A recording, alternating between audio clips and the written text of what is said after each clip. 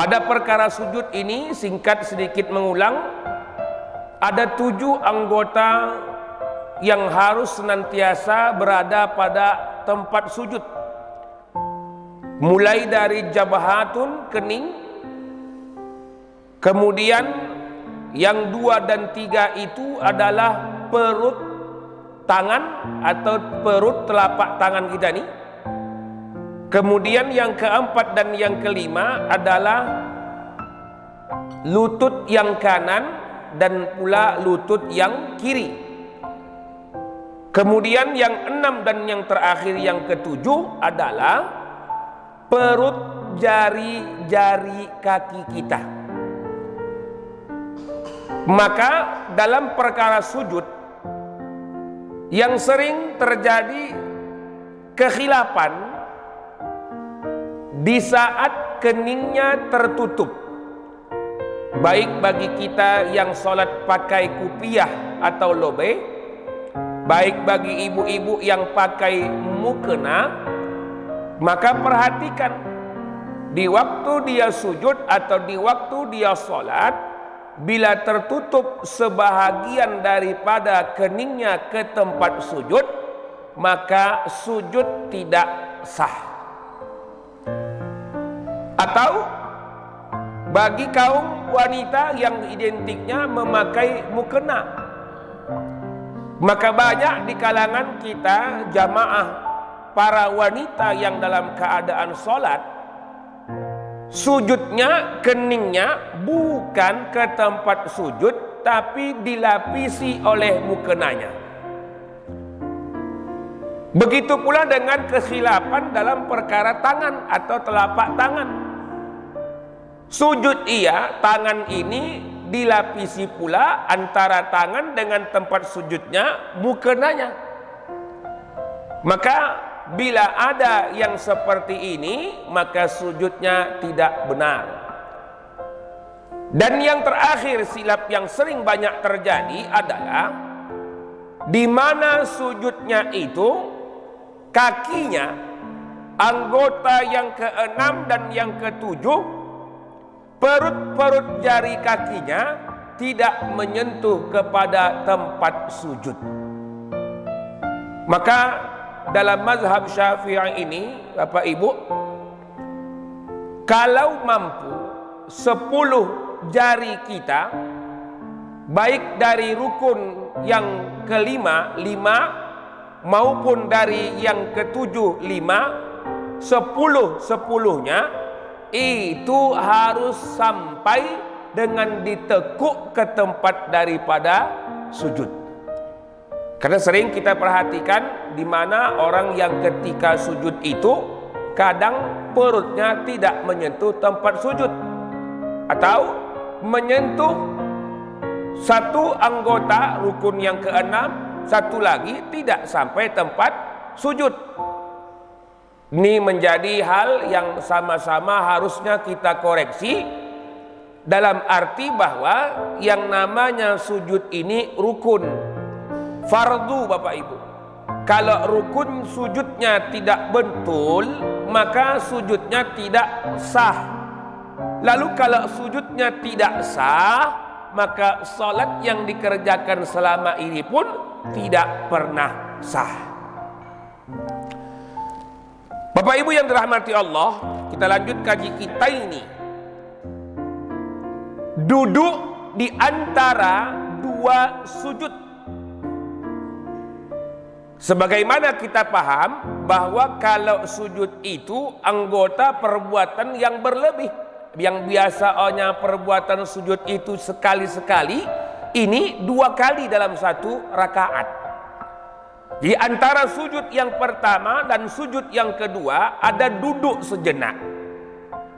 Dan pada duduk sejenak ini itu menjadi rukun. Maka ada ketentuan aqallu minha, sekurang-kurangnya, yaitu di mana ketika duduk antara 2 sujud itu dibarengi dengan tumakninah.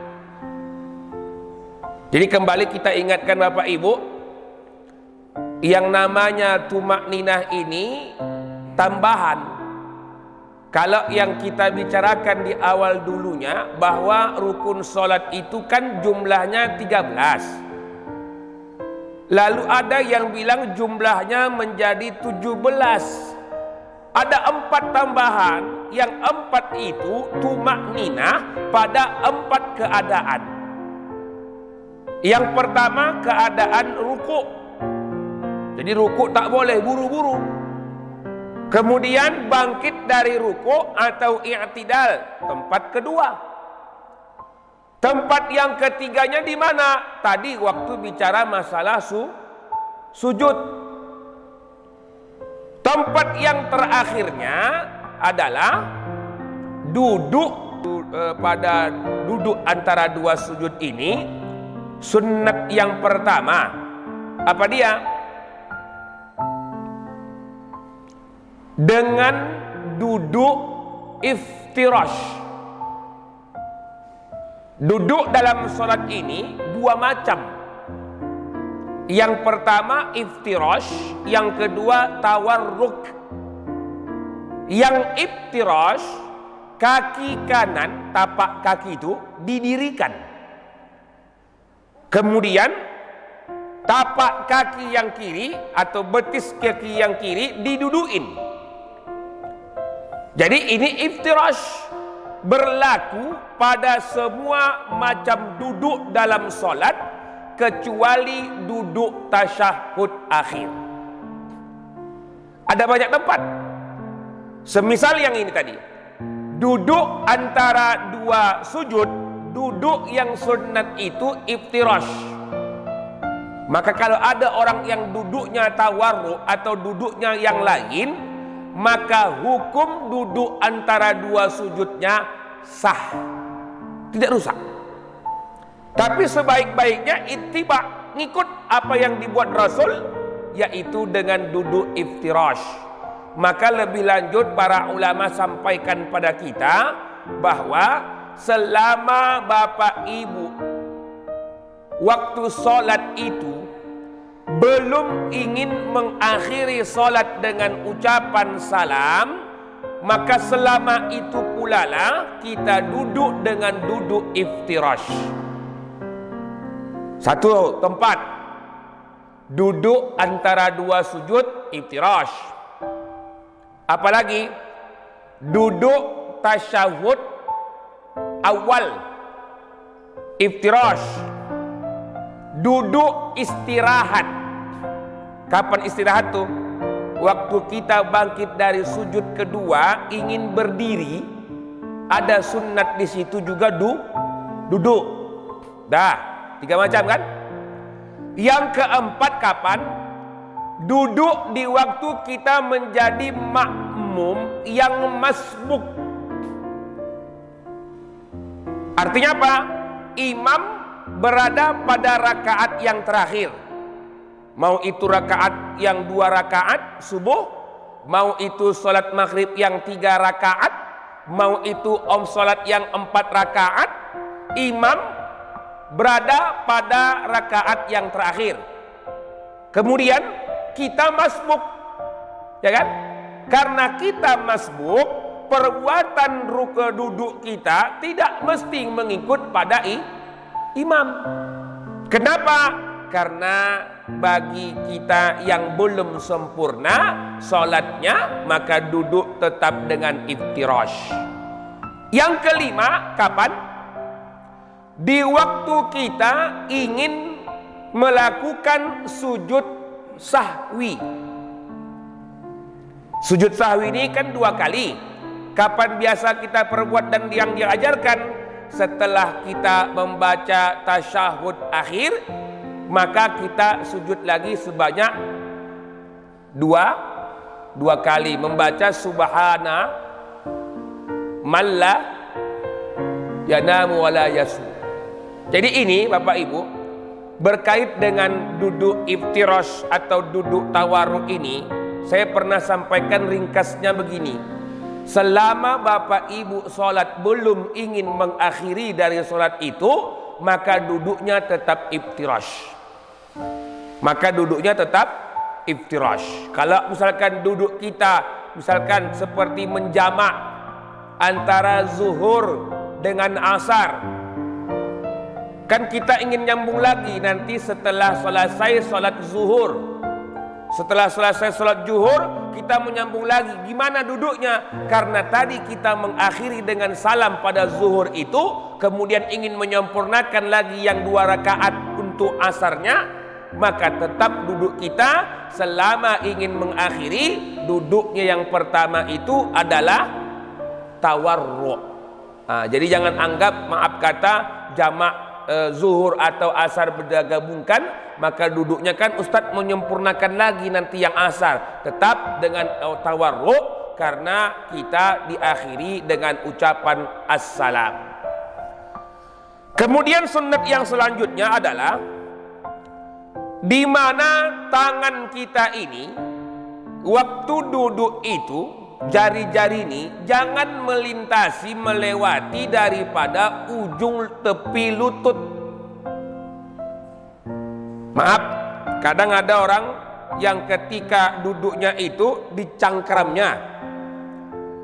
Ada kadang duduknya itu tangannya ini sampai keluar daripada lutut. Kalau orang-orang kampung dulu bilang, kalau keluar dari lutut nanti digunting di neraka katanya. Ya betul. Ini isyarat untuk menggambarkan agar hati-hati kita dalam keadaan sholat tersebut dalam semua aspeknya. Mau yang wajib ataupun yang sunnat. Kemudian selanjutnya daripada di antara sunnat-sunnat tersebut, yaitu membaca bacaan. Apa kita baca Bapak Ibu? Rabbighfirli warhamni wajburni, apa lagi? Warzuqni wahdini. Sampai situ hadisnya Bapak Ibu. Yang ada menambahkan wa'afini wa'afu anni adalah ijtihad ulama. Siapa di antaranya? Imam Ghazali rahimahullah. Jadi kalau dalam perbuatan sholat ini Bapak Ibu, sebagaimana kita bahas waktu masalah ruku atau masalah sujud, semisal bacaan sunnatnya waktu ruku subhana rabbiyal azim wa bihamdih, itu tambahan itu. Dalam keadaan sujud pun begitu. Waktu sujud sunnat membaca subhana rabbiyal a'la, yang wa bihamdihnya itu pun tambahan. Begitu pula dalam keadaan duduk antara 2 sujud. Rabbighfirli sampai pada selesai, yang wa'afini wa'fu anni itu adalah yang disampaikan oleh ulama untuk mengambil i'tibar. Kenapa? Dalam sholat ada bacaan walaupun itu bacaan yang sunnat, tapi memberi faedah yang besar dalam hidup kalau paham, kalau mengerti. Semisal inna sholati wa nusuki wa mahyaya wa mamati lillahi rabbil alamin. Bacaan itu pendek, tapi kalau betul dipahami dengan benar, dari awal sudah beres sholat kita. Sudah dapat kita poin-poin agar sholat itu khusyuk. Kenapa? Karena disitulah makna ta'abbudiyah. Pengabdian yang betul-betul itu bagaimana? Koreksinya bagaimana? Nyatanya seperti apa? Salatku, ibadahku, hidupku, matiku karena Allah Ta'ala. Kalau sudah di awal begitu kita salat, maka ketika selesai pun dari salat, takkan bisa kita lagi untuk berbuat hal yang mungkar, dosa, maksiat, karena sudah ada perjanjian pada Allah Ta'ala. Begitu juga yang di ujung.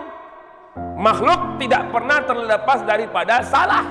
Ada bahasa Rabbighfirli warhamni, sehingga ditambahkan oleh Imam Ghazali wa'afini wa'afu anni.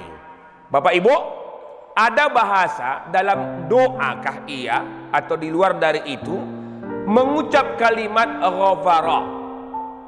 Ada kayak tadi wa'afini atau wa'fu anna, wa'fu anni. Beda bahasa ini membuktikan ada beda tujuan atau makna paham dari setiap lafaz. Kalau Rabbighfirli, ampunkan salahku.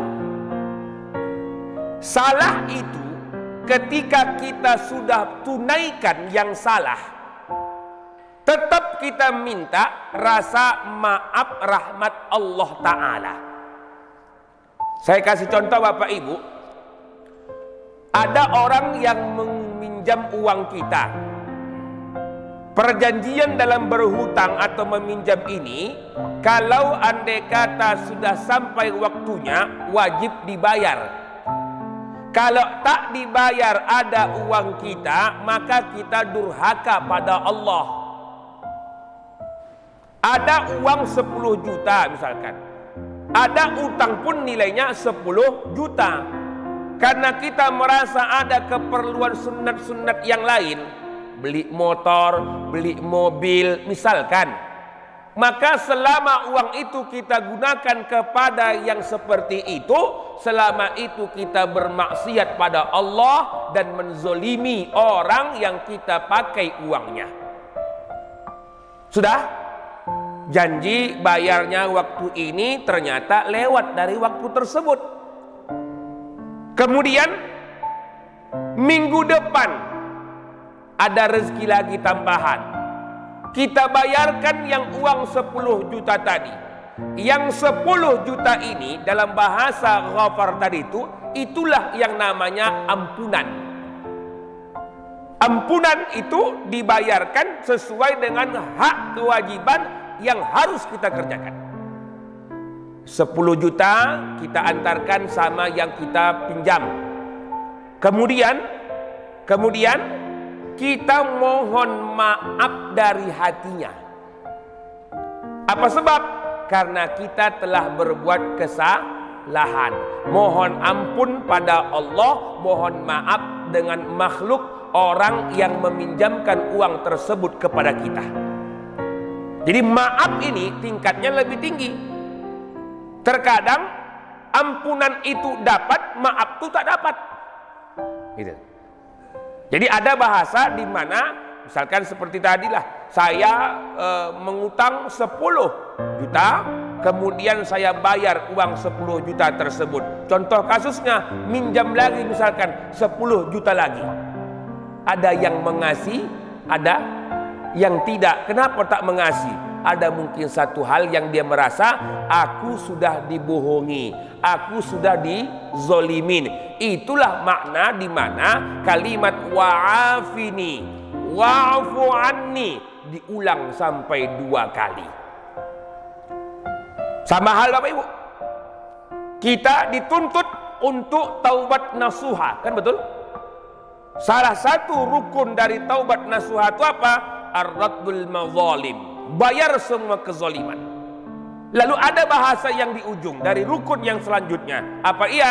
Al-istighfaru ilallah. Istighfar itu apa? Mohon maaf, mohon ampunan. Bagaimana mohon ampunan? Cuma istighfar astagfirullah, astagfirullah. Tak berlaku. Kalau betul awak ada bahasa saya meminta, maka dalam arti di mana rukun yang terakhir itu istighfar dalam arti perbuatan amal-amal kebaikan, amal-amal sunnat, amal-amal yang dicintai Allah Subhanahu wa Ta'ala. Jadi tak gampang namanya taubat. Jadi ada orang bilang, Ustaz, kalau andai kata dia sudah taubat, yang nilai taubat itu bukan kita.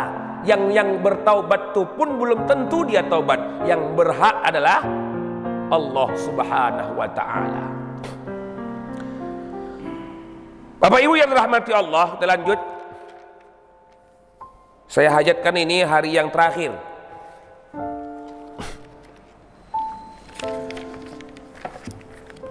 Berkait dengan rukun yang selanjutnya adalah tasyahud akhir. Kemudian kita gabung dengan rukun-rukun yang selanjutnya karena ini rukun penutup. Solawat Kemudian al-julus. Tasyahud akhir dimulai dari kalimat at-tahiyyatu. Kalau yang kita pakai selama ini kan sampai kalimat innaka hamidum majid. Itu yang ujung-ujung itu tak wajib. Mana bacaan yang betul atau mana bacaan yang sederhana pada bacaan duduk, pada bacaan tasyahud akhir tersebut adalah sekurang-kurangnya Bapak Ibu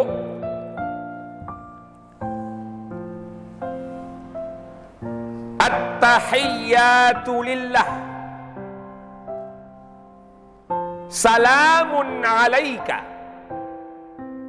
ayyuhan nabiyyu wa rahmatullahi wa barakatuh, salamun alaina wa ala ibadillahi as-salihin, ashhadu an la ilaha illallah wa ashhadu anna muhammadar rasulullah. Bapak Ibu, yang saya bacakan ini jarang atau mungkin tak pernah kita buat yang begini. Artinya apa? Ini yang sekurang-kurangnya minimal dalam tasyahud tadi itu.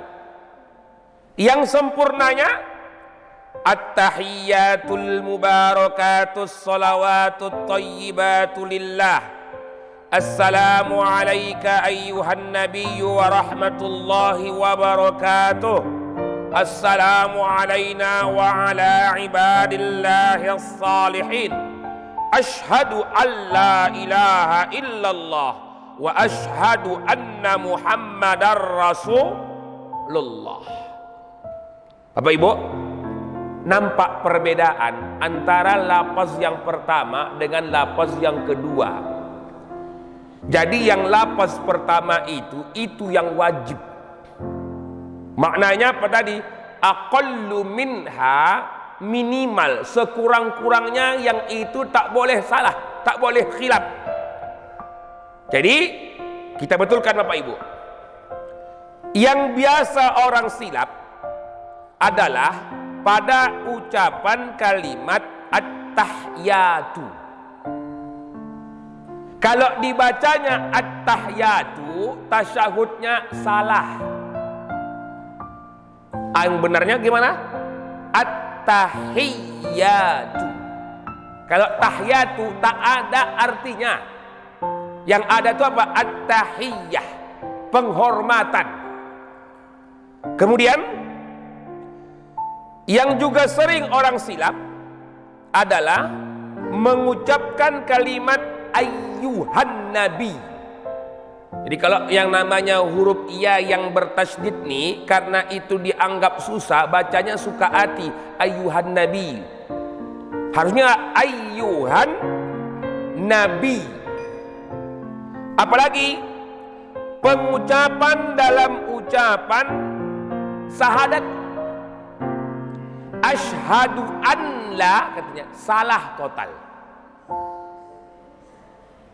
Kalau dalam salat, maka idgham yang bila gunnah nun yang berjumpa dengan lam itu wajib dibuat semestinya dengan sesuai tajwidnya. Wa asyhadu alla.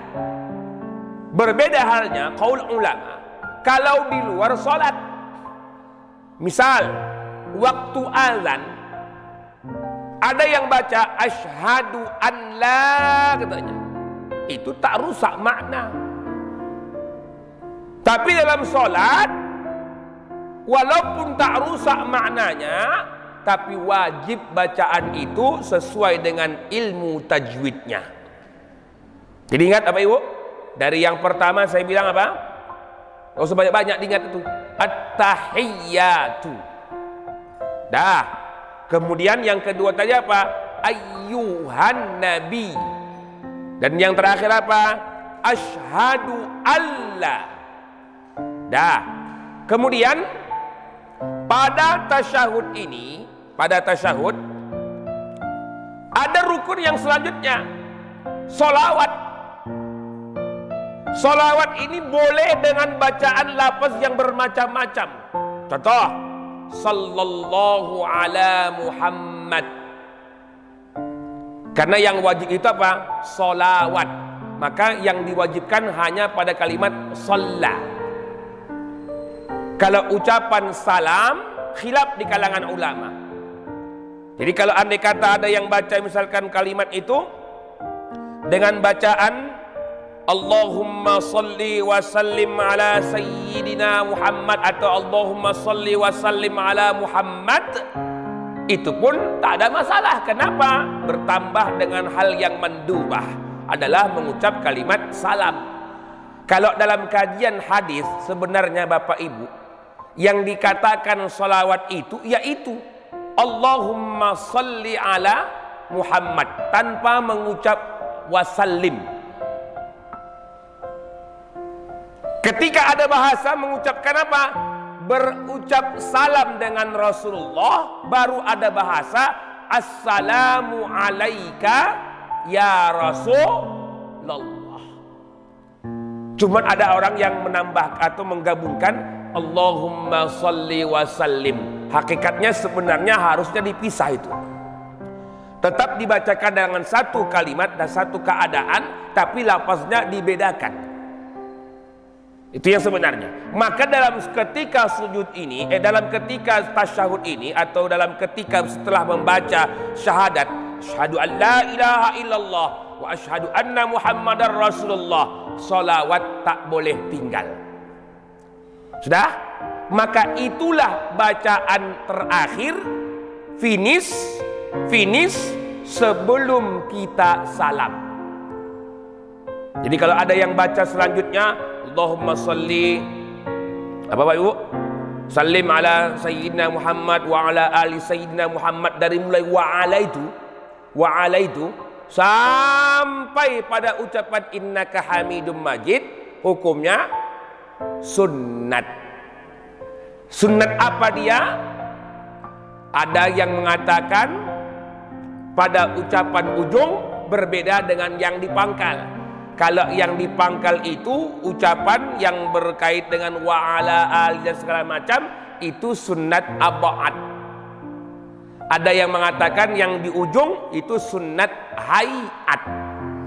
Pada intinya saya mengatakan kalau Bapak Ibu nanti dalam keadaan sholat ada hal yang mendesak, ada misalkan kita ingin mengerjakan sesuatu, ingin menyegerakan siapnya sholat, ataupun semisal kita dalam keadaan sholat sunnat, misal seperti itu, ketika membaca tasyahud selesai sampai pada ucapan kalimat sholawat, maka sholat kita sudah sah. Dah? Duduknya ini rukun, bukan posisi duduknya, tapi duduknya yang rukun. Maknanya waktu membaca tasyahud, waktu membaca sholawat, maka tak boleh dalam keadaan yang lain. Berdiri tak boleh, ruku tak boleh, mesti dalam keadaan duduk. Yang dianggap apanya? Duduknya. Mau ia duduk dengan cara yang saya bilang di awal, tawarruk yang sebenarnya, karena tawarruk itu mengakhir daripada salat, atau dia dengan duduk iftirash, maka itu tak ada masalah. Tapi kalau dia dengan cara ittiba, duduk tawarruk, bagaimana tawarruk? Kaki tetap yang kanan, perutnya didirikan, yang bagian kirinya atau tapak kaki kirinya itu berada dalam posisi di bawah pinggul. Maknanya kalau tawarruk, kalau iftirash, yang pinggul berada di bawah atau di atas daripada kaki kiri. Kalau tawarruk, pinggul ini nyentuh ke tempat sujud. Itu sunnat itu Bapak Ibu, bukan wajib. Yang wajibnya apa? Duduknya. Jadi kalau ada orang macam-macam duduknya, beda-beda nampak duduknya, jangan halahkan, jangan ingatkan, ini enggak masalah. Kecuali kita mengingatkan untuk bagaimana mengikut yang sebaik-baiknya, tapi bukan perkara yang mesti atau perkara yang wajib. Dah. Kemudian sunnat-sunnatnya banyak Bapak Ibu. Seperti mana tadi bacaan, dari mulai selesai membaca solawat sampai pada ujung. Kemudian membaca tahiyat yang paling sempurna. Kemudian apa lagi? Di waktu kita duduk, sama kayak tahasyahud duduk iftirash tadi, tangan berada di ujung, tepi bagian lutut tak boleh keluar. Kemudian dari sejak awal, ini jadi permasalahan nih. Ada yang bilang dari awal tangan yang kanan nih seperti ini. Ada yang bilang begini. Dalam mazhab Syafi'i tangan seperti ini, walaupun dia jari telunjuk ini tidak naik ke atas seperti ini, tetap seperti ini. Kemudian di waktu nanti mengucap syahadat, sunnat menaikkan jarinya pada lafaz mana? Bukan dari asyhadu, tapi pada ucapan illallah. Illallah. Di waktu illallah itulah jari naik ke atas, sekira ujungnya dalam kitab-kitab Syafi'i pun ditundukkan bermakna al-khudu'. Kalau jari yang naik bermakna tauhid, kalau jari ujung atau bagian dari kuku kita ini ditundukkan bermakna khudu'. Kemudian jempol nih ada dua macam caranya. Yang pertama, jempol dimasukkan ke perut daripada tangan. Begini. Ada cara yang kedua, bagaimana? Jari jempol ini didekatkan dengan sebagian kedua daripada perut jari telunjuk. Dengan i'tibar, kata Ibnu Hajar, bahwa ini tauhid la ilaha illallah, dan ini apa? Ittiba dengan apa sunnah yang diajarkan oleh Rasulullah. Itu sunnat-sunnatnya Bapak Ibu. Dah. Kita lanjut pada terakhir, biar siap. Mengucap kalimat salam. Mengucap kalimat salam. Yang betul adalah sekurang-kurangnya Assalamualaikum. Sesempurnanya Assalamualaikum warahmatullah. Tidak pakai wabarakatuh. Jadi Bapak Ibu, harusnya sebenarnya bagi kita yang mengucapkan salam, salam yang terbaik itu adalah salam yang dibaca di waktu sholat. Seluruh aktivitas amal ibadah yang kita buat, dari mulai baca Qur'annya, dari mulai berzikirnya, dari mulai tenangnya, sabarnya, semuanya, khusyuknya, itu cerminannya dapat dari sholat. Jadi kalaulah misalkan ada orang yang mengucap seperti mana kita dalam ta'lim atau di luar ta'lim ada acara, kan di pangkal sering mengatakan Assalamualaikum warahmatullahi wabarakatuh, ya kan? Kita ittiba bukan dengan mazhab Syafi'i tapi mazhab Maliki. Fanatiknya saya pernah nampak di Timur Tengah atau di Mesir, di dekat makam Imam Syafi'i, atau yang mungkin orang-orang yang di luar dari kampung kita ini yang kental dengan Syafi'inya, fanatik dengan Syafi'inya, ta'assub bahasa Arabnya. Apa mereka bilang? Kalau yang betul dalam salam cukup sampai ucapan Assalamualaikum warahmatullah. Itu yang terbaiknya. Makanya ada ustaz-ustaz kadang yang membaca Assalamualaikum warahmatullahi ta'ala, katanya. Dipisahkannya mana yang sempurna, mana untuk tambahan, dan itu tidak menjadi permasalahan. Tapi dalam sholat mazhab Syafi'i bilang tak pakai wabarakatuh. Yang pakai wabarakatuh itu adalah mazhab Maliki. Pusatnya di mana? Di India. Atau yang lain dekat-dekat dengan itu, apa dia? Maghribi, Maroko, yang dia ketika sholat tidak pakai baca bismillah. Jadi yang sering salah silap apa dia Bapak Ibu? Mengucap salam, pertama kalimat salamnya tidak pakai alif lam. Assalamualaikum warahmatullah. Salam ini semua kita wajib mengucap, baik jadi makmum atau jadi imam, baik saya salat sendiri atau berjamaah. Kalimat salam itu mesti betul. Assalamu alaikum. Dah.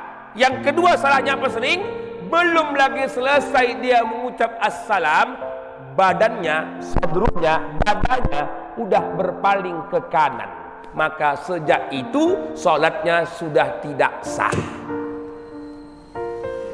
Sering kesalahan. Baik.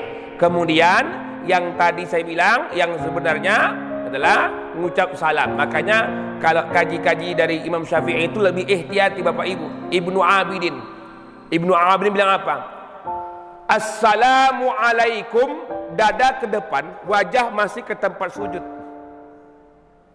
Warahmatullah baru berpaling ke assalamu alaikum, baru mulai huruf waw.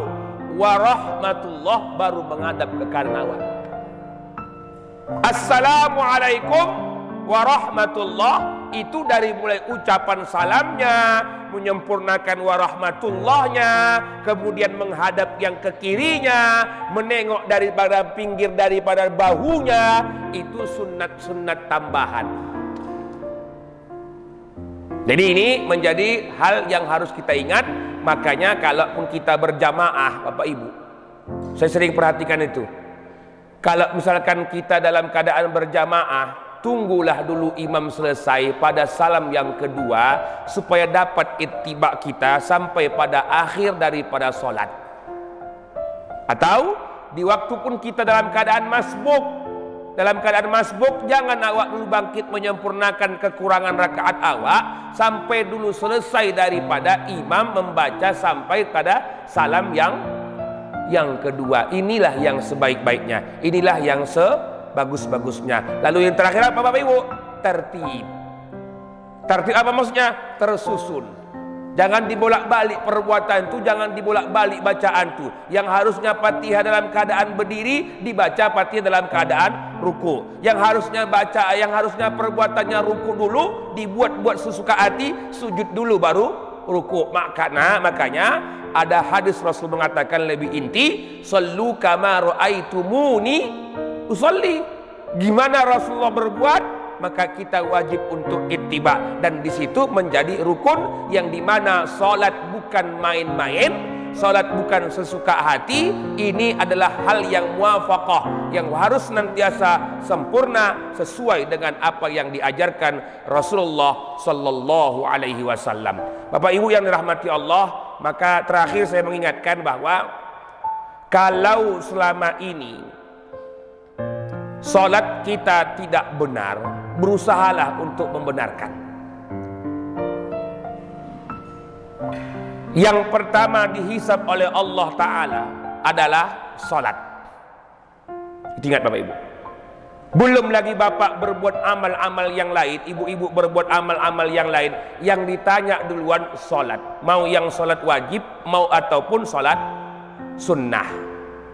Jadi jangan pernah Bapak Ibu, walaupun kaji salat ini udah berulang-ulang disampaikan ustadz-ustadz kita, toh begitu yang saya dengar di rumah Allah Ta'ala kita nih, begitupun kadang masih banyak jamaah kita ini yang sepele karena dianggapnya dia pernah belajar salat di waktu kecilnya.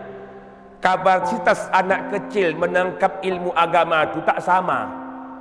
Kapasitas orang yang kadang membaca Al-Quran itu pun di waktu kecil tak sama. Anak-anak misalkan dengan bacaan yang kita buat untuk menghafal Quran, dia hafal dengan tajwidnya baik benar, tapi apakah dia paham benar bagaimana tajwidnya? Belum tentu. Begitulah ketika dalam ibadah ini. Saya ulang-ulangi Bapak Ibu supaya ingat, paling enggak jadi amal jariah bagi Bapak Ibu, di mana bicara mengenai tentang sholat, sekali-kali Bapak Ibu benarkan, belajar balik. Qurannya benarin, Fatihahnya betulin, duduknya bagaimana, sujudnya seperti apa, mana tahu ya kan, dengan satu amal ibadah yang sudah kita benarkan, maka ibadah kita itu yang menjadi jalan agar kita masuk dalam surga Allah nantinya.